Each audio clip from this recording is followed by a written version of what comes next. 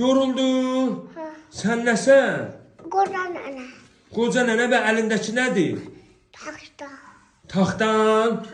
Qoca nənənin taxt. Ay, o nə uzundur. Yekə deyə o biraz elə.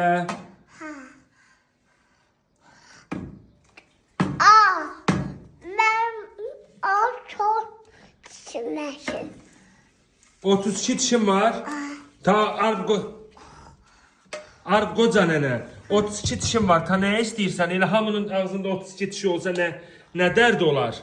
Ta bəsdir da, nə? Yox, biraz ayağım. Biraz da dişin olsun. Onda gecədə saat diş alaq. Gecədə saat diş alaq. Elə hə, yaxşı.